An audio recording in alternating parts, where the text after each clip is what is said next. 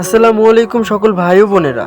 আজকে তোমাদের মাঝে কোরিয়ান ড্রামার শ্রেষ্ঠ একটি ড্রামা এক্সপ্লেন করতে চলেছি। এই ড্রামাতে থাকছে অনেক রোমাঞ্চকর ও রোমান্টিকতা। কাহিনীর শুরুতেই সাউথ কোরিয়ার এক শানদার হোটেলকে আমরা দেখতে পাই। হোটেলের নাম হচ্ছে হোটেল কিং, যেখানে স্মার্ট ইন্টারনেট নির্বাচন চলছে। অনেক পার্টিসিপেন্টদের আশা ওইখানে কাজ করার জন্য, কিন্তু অনেকে টপ ইন্টারভিউ দেওয়ার কারণে হোটেল ম্যানেজার হরেন জরা রিজেক্ট করে দেয়।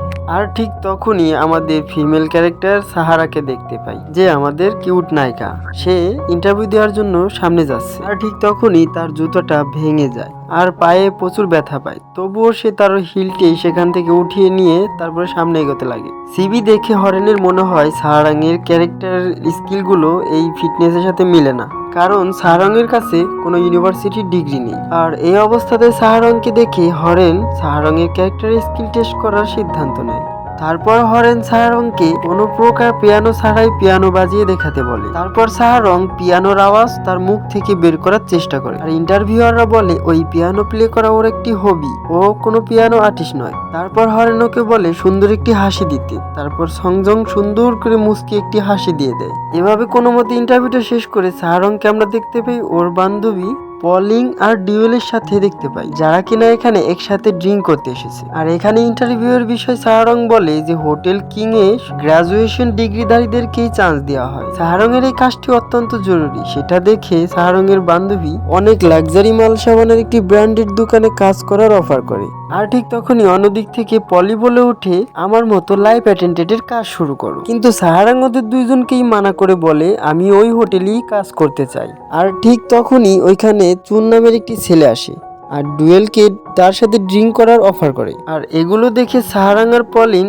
ওকে যাইতে মানা করে। আর তারপর ডুয়েল চুনের অফারটি অ্যাকসেপ্ট করে না, উল্টো সোজা ওর নাম্বারটাই চেয়ে বসে আর চুনকে এই বাড়িতেই থাকার অনুরোধ করে। তারপর ওই ছেলেটি এখান থেকে চলে যায়। ছেলেটি যাওয়ার পর পলিং আর সাহারাং ওকে বুঝিয়ে বলে যে এই ছেলেটির সাথে তুমি এভাবে মিশতে পারো না, কারণ একে তুমি চিনো না। পরের দিন সাহারাং গভীর ঘুমে ছিল, আর তখনই তার ফোনে একটি কল আসে। আর ও ঘুম থেকে উঠে কলটা রিসিভ করেই শুনতে পায় যে ওই ইন্টারভিউতে পাস হয়ে গিয়েছে। আর এটাও বলে যে কাল থেকে তুমি এই হোটেলে কাজ করতে আসতে পারো। এই খবরটি শোনার সাথে সাথে সানজং অনেক চমকে যায় এবং খুশিতে দৌড়ে গিয়ে ওর বান্ধবীদের কাছে এই খবরটি তাড়াতাড়ি বলে। এই খবরটি শুনে ওর দুই বান্ধবী মিলে ওরা তিনজন অনেক আনন্দ করতে লাগে আর সানজংকে অনেক অভিনন্দন জানাতে থাকে। অবশেষে সাহারাং এর এই হোটেলে কাজ করার স্বপ্ন পূরণ হয়ে যায়। পরের সিনে আমাদের মেইন ক্যারেক্টার গুওয়ানকে দেখতে পাই, যে কিনা স্কাই ডাইভিং করতে করতে একটি বড় সড়ো বিল্ডিং এর উপরে ল্যান্ডিং করে। আর ঠিক তখনই ওর ফোনে একটি কল আসে, আর সেখান থেকে বলা হয় যে আপনি ভুল বিল্ডিং এ ল্যান্ড করেছেন। আসলে ওকে কিং ল্যান্ড হোটেলের সাথে ল্যান্ড করতে হবে। আসলে গোয়ানের এই হোটেলে কাজের প্রথম দিন হতে চলেছে, আর তার এই ভুল ল্যান্ডিং এর কারণে তাদের ম্যানেজারের কাছে তাদের সকলের অনেক আজে বাজে কথা শুনতে হয়।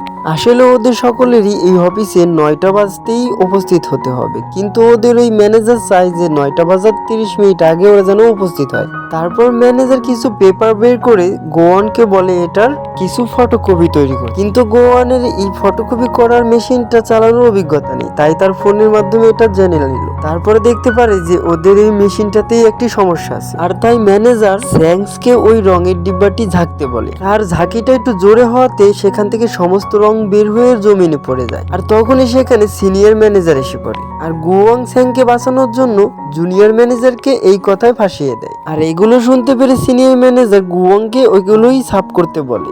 আর এই কথাটি শুনে গুয়ং ওইখানকার ম্যানেজার চয়কে কল করে, আর ওইখানে থাকা ম্যানেজার ও বাকি সবার সামনে তার আইডেন্টিটি রিভিল করে বলে যে আমি এই কোম্পানির ওনারের ছেলে।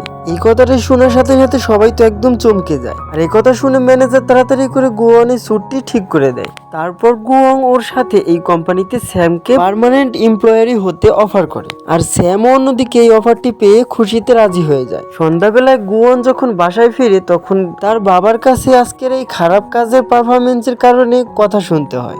গোয়ানের বাবা চায় যে ও একটি দায়িত্বশীল হিসেবে ওর কোম্পানিতে কাজ করে, যাতে ওর একটু অভিজ্ঞতা বাড়ে। আর গোয়ান তার বাবাকে বলে যে আমি ওই কোম্পানিতে কাজ করতে চাই না, আমি আমার স্টাডি পূরণ করার জন্য ইংল্যান্ডে যেতে চাই। এরপর আমরা গোয়ানের স্টেপ সিস্টার হরেনকে দেখতে পাই। এখানে আমরা দেখতে পাই যে গোয়ান আর হরেন চেয়ারম্যানের সামনে একেবারে নর্মাল ব্যবহার করার চেষ্টা করতেছে, কিন্তু গোয়ান বোনকে আর বোন গোয়ানকে কেউ কাউকে পছন্দ করে না। হরেন গোওয়ানকে একটি হোটেলে থাকার পরামর্শ দেয়। বাবা ও ছেলের মন খারাপের সুযোগ নিয়ে হরেন বলে গোওয়ানকে তার স্টাডি পূরণ করার জন্য তাড়াতাড়ি ইংল্যান্ডে পাঠিয়ে দেওয়া উচিত। আসলে হরেন চায় না যে গোওয়ান কোনোভাবেই তাদের এই ফ্যামিলি বিজনেসের ভিতরে চলে আসুক। তারপরের দিন আমরা দেখতে পাই সাহারং এর জবের আজকে প্রথম দিন। যখনই ও হোটেলের ভিতরে যেতে থাকে তখনই ওর আগের সেই পিছনের কাহিনীগুলো মনে করতে থাকে, যে কিভাবে ওর মার সাথে এই হোটেলের মধ্যে অনেক আগে এসেছিল। আসলে ওর এই ছোটবেলার স্বপ্ন যে হোটেলে চাকরি করবে। সাহারং ম্যানেজার পোস্টে কাজ করার সুযোগ পায়, আর অন্যদিকে ওর সিনিয়র ওর এই সৌন্দর্যতা দেখে একদমই সহ করতে পারে না, জেলাস ফিল করে, আর ওকে একটি উইটনেস ফিট রুমের ময়লা পরিষ্কার করার কাজ দেয়। আর সাহারাংও তার কাজকে মনোযোগ সহকারে খুব সুন্দর করে ফেলে। আর ওর সাথে ওর বন্ধুকেও আমরা দেখতে পারি, যাকে ওর সিনিয়র ওকেও ওইভাবেই কাজ করার অর্ডার করে। ওরা দুইজনও অনেক কঠোর পরিশ্রমী। অন্যদিকে স্যামেরও আজকে কোম্পানিতে কাজের প্রথম দিন, আর এখানে তাকে গোওয়ান যে কাজটি দেয় তা হলো এক সপ্তাহের ভিতরে ইংল্যান্ড যাওয়ার জন্য তাকে প্রস্তুত করে দেয়া।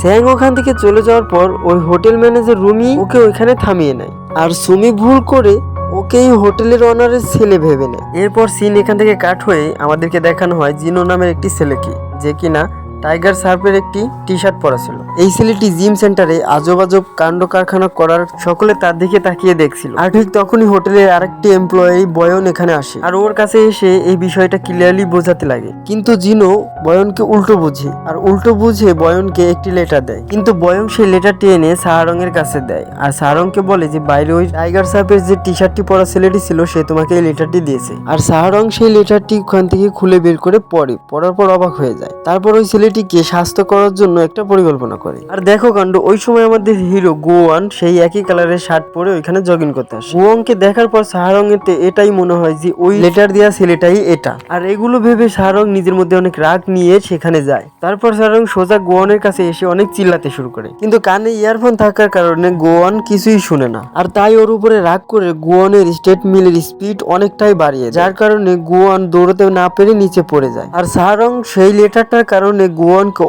অনেক আজে বাজে কিছু বলতে লাগে, আর লেটারটা এখানে দিয়ে চলে যায়। আর চলে যাওয়ার কারণে গোওয়ানও কিছু বলতে পারে না, চুপচাপ দাঁড়িয়ে থাকে। আর ঠিক ওই সময় ওখানে হরেন আসে, এসেই ওকে প্রশ্ন করে বসে যে তুমি কবে ইংল্যান্ড যাবে। আর গোওয়ান হরেনকে বলে যে তুমি আমার এই বিষয়টা নিয়ে একদমই ভেবো না, আমি যখন সময় হবে আমি ঠিকই যাব।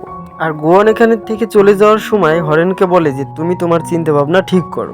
আর তার কিছুক্ষণ পরে ফিটনেস সেন্টারে চেকিং এর সময় সাহারংকে হরেন ডেকে বলে এই হোটেলের রুলস মোতাবেক আমি তোমার কাজ করা দেখতে চাই। আর ঠিক তখনই ওখানে সুমি চলে আসে। সুমি এসে হরেনকে বলে যে ম্যাডাম, আমি ওকে এখনো আমাদের এই হোটেলের রুলস মোতাবেক কিছুই শেখাইনি, কারণ সাহারং এখন ইংটাং এর হয়ে কাজ করছে। এরপরেও সাহারং হরেনের প্রত্যেকটি প্রশ্নের জবাব খুব ভালোভাবেই দেয়। আর এইসব দেখে হরেনের ওকে অনেক পছন্দ হয়, আর এই কারণেই ওকে এই হোটেলে পার্মানেন্ট কাজ করার অনুমতি দিয়ে দেয়। আর ওর ইন্টার্নশিপ পিরিয়ডও অনেকটা বাড়িয়ে দেয়, পুরো 1 বছরের জন্য করে দেয়। সাহারং এর ইংলিশ ও জাপানিজ ভাষায় কথা বলতে দেখে আরো হরেন খুব ভালোভাবে ইমপ্রেস হয়ে যায়। পরের দিন গোওয়ান ইংল্যান্ড যাওয়ার উদ্দেশ্যে হোটেল থেকে বেরিয়ে যাচ্ছিল, ঠিক তখনই হরেন ওখানে আসে, কারণ তার স্টেপ ব্রাদার ভাই বলে কথা, তাই তাকে শেষ বিদায় জানানোর জন্য এখানে এসেছে। আর গোওয়ানকে বলে যে ভাই তুমি একদিন এই কিংল্যান্ড হোটেলের অনার হবে। তারপর 1 বছর চলে যায়। 1 বছর পর দেখায় যে গোওয়ান তার স্টাডি পুরি করেছে, আর অন্যদিকে সাহারং তার ক্যারিয়ারটাকে একেবারে সুন্দরভাবে চালিয়ে নিয়ে যাচ্ছিল। আর হোটেলে তার বেস্ট এমপ্লয়ারি হিসেবেও অনেকগুলো অ্যাওয়ার্ড মিলে।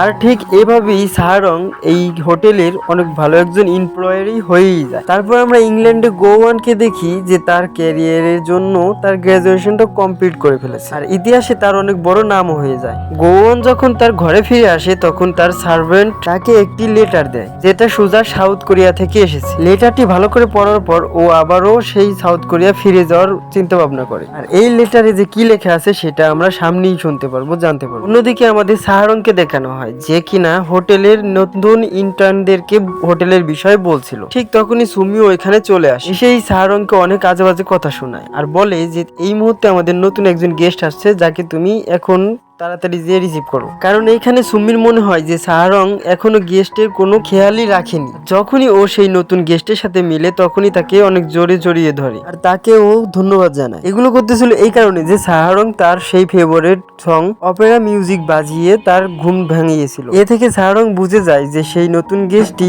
অনেক পুরনো অপেরা সিঙ্গার আসলে। আর সাহারং এর এই পারফরমেন্স দেখে অনেক খুশি হয়েছিল। বন্ধুরা আজকের পার্টটি এই পর্যন্তই শেষ করলাম। আগামী পার্ট নিয়ে আসবো, সেই পার্টের মধ্যে তোমরা জানতে পারবে গুয়ন দেশে ফিরে শাহরঙের সাথে কি কি করে। পরের পার্টগুলো দেখতে এই ভিডিওতে লাইক দিয়ে চ্যানেলটি সাবস্ক্রাইব করে রাখবে। মনে রাখবে আমার এই চ্যানেলে অনেক ধরনের সুন্দর সুন্দর কোরিয়ান ড্রামা এক্সপ্লেনেশন ভিডিও পাবে। আজকের মতো ধন্যবাদ সকলকে।